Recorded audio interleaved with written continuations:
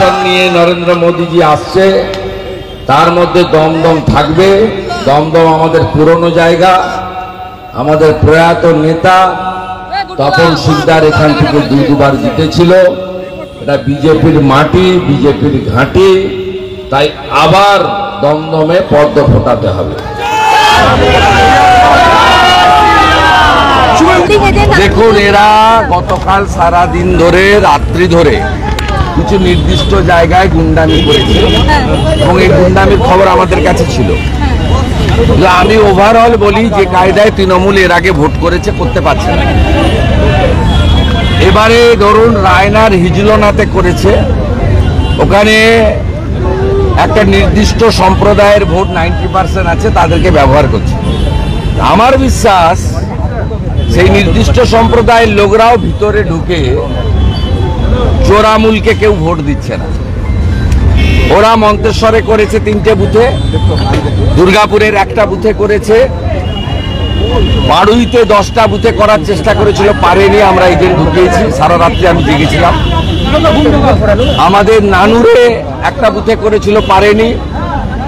বড়োয়াতে মাহে আলম বলে একটা গুন্ডা, ও শাসিয়েছিল, এখন ভোটার ঠেলে বেরোচ্ছে।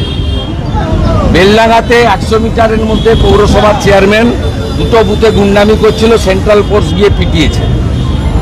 আর একটা গুন্ডাকে সোজা করতে হবে। আমি এখান থেকে উঠে গাড়িতে উঠেই দেখছি ওটাকে, রাজীব শেখ, ওটা হচ্ছে চাপড়া। আমাদের অঞ্চল কনভেনারকে প্রকাশ্যে মেরেছে, আমার কাছে ভিডিও আছে। ওটাকে আমি আধ ঘন্টার মধ্যে টাইট করাচ্ছি। কেন্দ্রীয় নিরাপত্তা বাহিনী ভীষণ অ্যাক্টিভ। তারা প্রথমে 35টা করে কিউআরটি দিয়েছিল, এখন বাড়িয়ে 50টা করে দিয়েছে। এবং সব বুথে, সিঙ্গেল বুথে 1 অ্যাসিস্ট্যান্ট কমান্ড্যান্ট, 3 জন করে প্যারামিলিটারি আছে। কোথাও কোথাও জেলার পুলিশের, জেলার যারা সিভিল অফিসার, আরও এআরও, তারা পোলিং স্লো করাতে চাইছে, বিশেষ করে বিজেপি অধ্যুষিত এলাকাতে। আমরা পুরোটা নজর রেখেছি।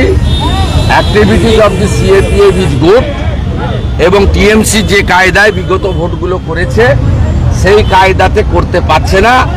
বুথ প্রিমিসেস এবং ভোটিং কম্পার্টমেন্ট 100% প্রোটেক্টেড আছে। Webcasting monitor by the ECI also functioning properly. তৃণমূলের কপালে দুঃখ আছে, সকালবেলা বলে গেলাম, 11টা বাজেনি। তৃণমূলের কপালে দুঃখ আছে এবং তৃণমূল সেই দুঃখটাকে সহ্য করার জন্য মানসিক শক্তি এখন থেকে তৈরি করুন। আর বাকি যে গুন্ডাগুলো আছে পরের দফাগুলোতে বলবো, বিজেপি কর্মীদের সঙ্গে, নেতাদের সঙ্গে সম্পর্কটা মধুর করুন, নইলে 4 তারিখের পরে অনেক কিছু ঘটবে।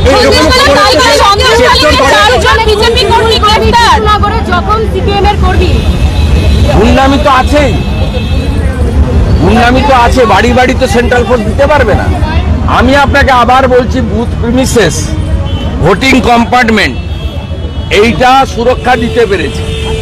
পাড়ার ভিতর, গ্রামের ভিতরে গোলমাল তো করছেই। বলার পরে নিউ টাউনে কেন্দ্রীয় বাহিনী, এখানে কেন্দ্রীয় পুলিশ, সিএপিএফ কন্ট্রোল রুমে খবর আসার পরে 15 থেকে 20 মিনিটের মধ্যে রেসপন্স করছে। অবজারভাররা সকলের ফোন রিসিভ করছে, সব মেসেজের উত্তর দিচ্ছে। ডিআইজি যিনি দায়িত্বে আছেন সিআরপিএফ এর, mister Grewal, he is also responding in every messages and every phone. সব মিলিয়ে মানে যতটা ফেয়ার করা যায় সেটা কিন্তু ইলেকশন কমিশন এবং সিএপিএফ করছে। পাড়ার ভিতরে, মোড়ের ভিতরে দাঁড়িয়ে তো নোংরামি হবে। আমি তো স্বপন রায়চৌধুরীর বাড়িতে পুজোতে এসেছিলাম, ওখানে দাঁড়িয়ে হল্লা করছিল।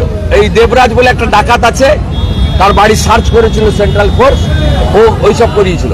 পরে আমি যখন ঘুরে এসে তাড়া করেছে, ছুটে পালিয়ে গেছে। দাদা, 1 জুন যদি এই কেন্দ্রে এরকম ধরনের অহিংসা হয় বা সহিংসতা হয়, তাহলে কি হবে? আরো টাইট হবে, আরো টাইট হবে। তেলেঙ্গানা এবং অন্ধ্রপ্রদেশে ভোট আজকে শেষ হয়ে যাবে, কাল থেকে হাজারে হাজারে প্যারামিলিটারি আসবে। 5, 6, 7 নম্বর ফেজে তৃণমূলের কপালে কি আছে শুধু দেখতে থাকুন। আমাদের কোনো দায় না, আমরা ইসিআই কে রেসপেক্ট করি, আর সেন্ট্রাল ফোর্স অ্যাক্টিভলি পারফর্ম করুক আমরা চাই, কোনো ফেভার চাই না আমরা। এবং তারা করছে, দে আর রেসপন্ডিং।